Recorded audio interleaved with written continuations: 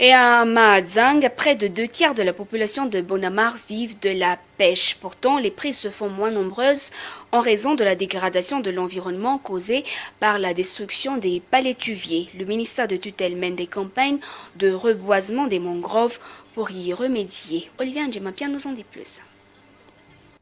Dans la commune rurale de Boanamar, plus de 70% de la population sont des pêcheurs, s'il n'était que 30% en 2003. La fermeture des industries où travaillait une partie de la population en est la raison. Cette localité fournit les 40% des poissons nécessaires à Mahadzang et contribue également à satisfaire les demandes du marché malagasy et de l'exportation. Actuellement, les quantités de poissons prises diminuent en raison de la dégradation de l'environnement. Un fait des plus flagrants est la destruction des mangroves coupées pour servir de combustible utilisé dans la production de chaux grasse à Belbak. Les mangroves sont aussi transformées en charbon de bois, à part la surexploitation de cet arbre marin à des fins diverses.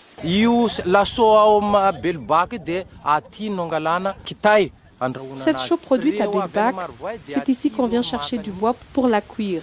La population de Marvoy vient également ici chercher du bois pour le combustible domestique.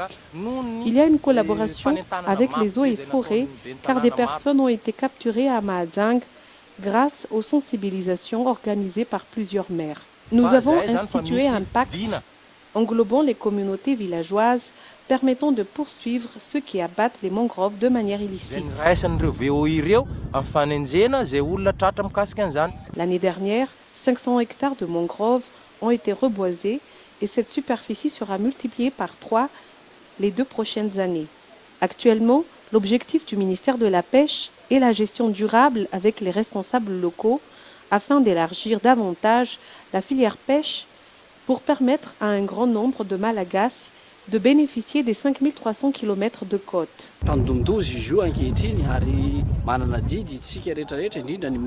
Les mangroves sont menacées actuellement et nous tous, nous avons le devoir de les protéger, surtout le ministère dont nous avons la charge avec les bailleurs de fonds internationaux comme la Banque mondiale qui appuie les projets de protection de l'environnement à Madagascar. Sensibilisons les populations locales à protéger les mangroves.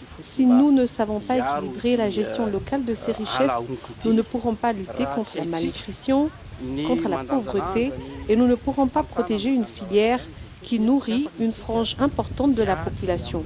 De plus, les richesses halieutiques et la pêche sont un moteur qui accroît le PIB de Madagascar.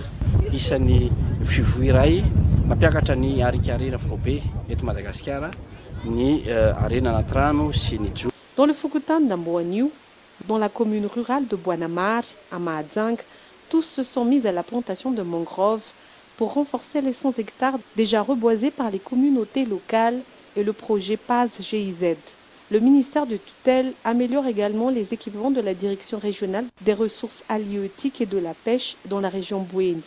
Il lui a donc offert vedettes rapides et différents matériels et a équipé la population locale, notamment ceux qui vivent directement de la pêche.